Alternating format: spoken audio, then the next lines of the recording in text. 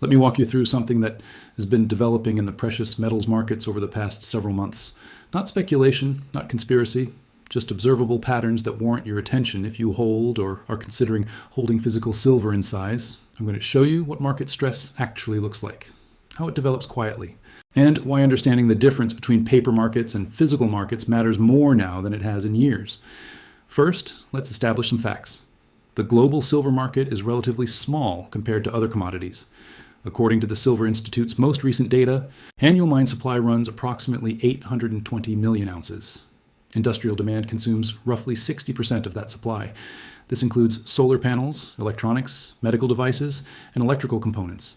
Investment demand, jewelry, and silverware split the remainder. Here's what makes silver unique. Unlike gold, which is primarily monetary, silver is caught between two worlds. It is industrial feedstock that modern technology cannot function without.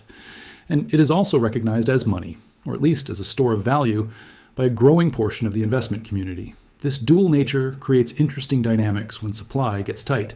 Now, the 500-ounce threshold. Why does that number matter? In many jurisdictions, transactions involving precious metals over certain quantities trigger reporting requirements. In the United States, dealers must file forms for certain types of bullion sales. The specific thresholds vary by product type and transaction structure, but 500 ounces of silver represents roughly $15,000 at current prices. That puts it in a range where you're no longer a casual retail buyer. You're accumulating a position. Let me explain what I mean by market stress without making claims I cannot verify. In functioning markets, there's a straightforward relationship between supply, demand, and price. When buyers exceed sellers, prices rise until equilibrium is restored. When physical delivery is requested, premiums over spot price may increase, but metal remains available. This is normal market behavior. What is not normal is when premiums stay elevated for extended periods while spot prices remain flat or decline. What is not normal is when delivery timeframes stretch from days to weeks without corresponding price discovery. What is not normal is when smaller buyers report difficulty sourcing metal while paper markets show ample liquidity. I want to be very clear.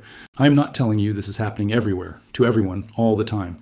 I'm telling you these are patterns that multiple market participants have documented over the past 12 months. The World Silver Survey, the CPM Silver Yearbook, and various dealer reports have all noted tightness in physical markets that is not fully reflected in futures prices. Let's talk about what the paper market actually measures. The COMEX, silver futures market, trades hundreds of millions of ounces in contracts every single day. The vast majority of these contracts are closed before delivery. They are financial instruments used for hedging, speculation, and price discovery.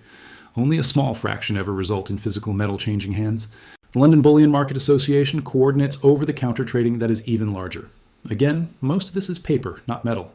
There is nothing inherently wrong with paper markets. They serve legitimate functions, but they create a separation between price and availability. You can have a situation where the paper price suggests ample supply because contracts are trading freely, while physical buyers experience delays, higher premiums, or allocation limits. The paper market measures willingness to take on price exposure. The physical market measures actual metal that can be touched, stored, and delivered. Industrial users of silver have publicly discussed supply chain challenges. Solar panel manufacturers, semiconductor companies, and automotive suppliers have all mentioned longer lead times for silver delivery in their earnings calls and industry reports over the past year. These are not anonymous sources. These are publicly traded companies filing documentation with securities regulators. Here's a thought experiment. Imagine you are a manufacturer who needs 1,000 ounces of silver per month for your production process. You have contracts with customers, you have committed delivery dates, you have penalty clauses if you miss deadlines. Historically, you could call your supplier and have silver delivered within a week. Now imagine that time frame extends to 3 weeks, then 4. Your supplier does not raise the price. They simply tell you to wait. What does that tell you about the market? It tells you that price is not being allowed to clear the market. It tells you that someone along the supply chain is prioritizing certain customers over others. It tells you that availability, not price, has become the constraint. This is what economists call a non-market allocation mechanism, and it usually indicates that something in the system is not functioning as designed. Refiners are a critical bottleneck. The majority of silver refining capacity is concentrated in a handful of facilities, many of them in Switzerland. These refiners convert doré bars from mines, recycled material, and other sources into the standardized good delivery bars that trade in the wholesale market. When refiners slow production or prioritize certain clients, the entire downstream supply chain feels it. There have been documented cases over the past 2 years of refiners extending processing times and being more selective about which orders they accept. Let me address the question of control versus chaos. When markets panic, you see volatility. You see prices spike. You see smaller players get priced out while those with deeper pockets still get filled. That is what chaotic demand looks like. What I am describing is different.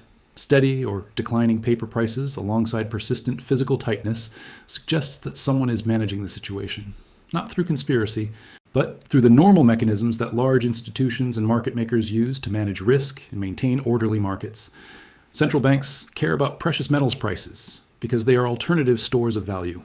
When people lose faith in currency, they buy gold and silver. That creates political and economic pressure.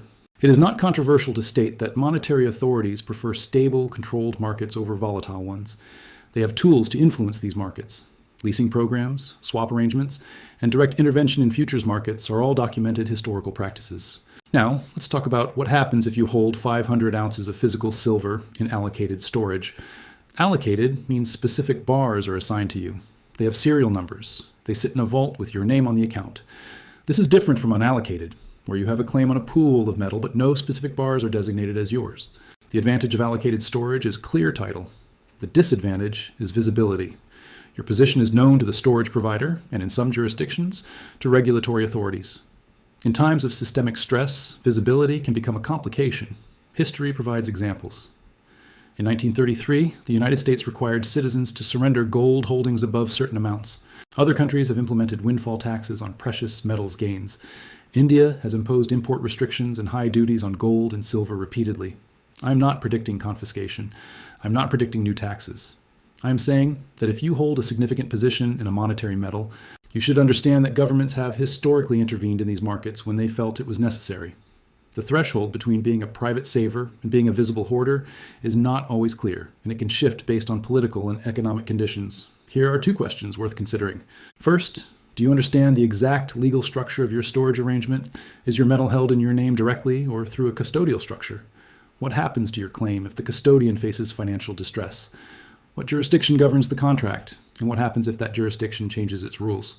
Second, have you thought through the scenario where paper and physical markets diverge significantly? If COMEX silver is trading at $25 per ounce, but physical silver with immediate delivery is only available at $40 per ounce, which price do you actually own? If you hold futures contracts or ETF shares, you will likely receive settlement based on the paper price.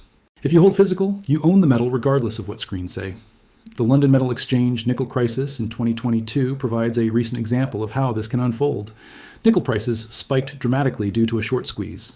The exchange halted trading, canceled trades, and changed margin requirements retroactively. Participants who were on the winning side of the trade found their positions unwound. The exchange prioritized systemic stability over individual contract rights. This is not conspiracy. This is how exchanges manage existential threats. Could something similar happen in silver? The structure is different, the market is different, but the principle is the same.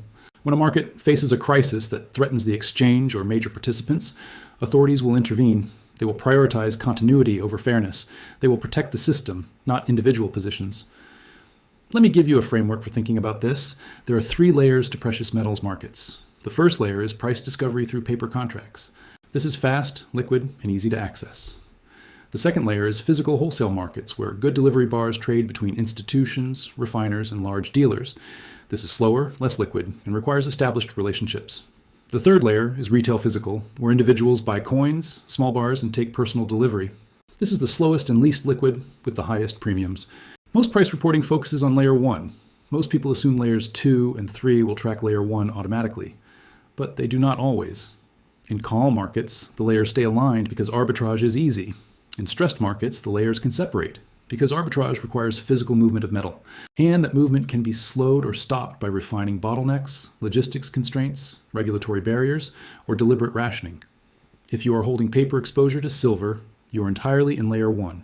Your risk is counterparty risk and regulatory risk. If you are holding physical silver in allocated professional storage, you are in layer 2 with some layer 3 characteristics. Your risk is jurisdictional risk and access risk.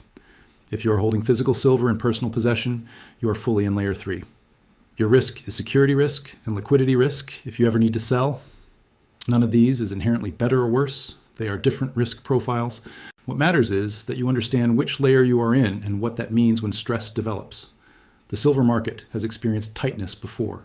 In 2020, during the initial COVID disruption, premiums on retail silver products spiked to $8 to $10 per ounce over spot. Delivery times extended to months. The paper price barely moved. That was a preview. It resolved because industrial demand collapsed temporarily and scrap supply increased. The current situation is different because industrial demand remains strong, mine supply is not growing meaningfully, and investment demand is rising. I do not make price predictions. I do not tell you to buy or sell. What I can tell you is that the gap between paper liquidity and physical availability is a measurable phenomenon. It is documented in dealer reports, refinery data, and industrial user complaints. And historically, when that gap widens beyond a certain point, something adjusts. Either the paper price rises to reflect physical reality, or the physical market implements formal rationing, or authorities step in to manage the situation through regulatory changes. The most dangerous phase of market stress is not the crisis itself. It is the period before the crisis when warning signs are visible but not yet acknowledged by mainstream analysis. That is, when decisions get made quietly. That is when access begins to be restricted in ways that are not obvious. That is when the gap between those who understand what is happening and those who do not becomes consequential. I will continue to monitor developments in the silver market. I will report what is observable and verifiable. I will avoid speculation and focus on data. If you found this analysis useful, consider subscribing for future briefings. Next, I will be covering palladium markets and the automotive supply chain's exposure to precious metals tightness. Until then, stay informed. And remember, in markets, as in life, the absence of headlines does not mean the absence of change. Sometimes, the most important developments are the ones that happen quietly.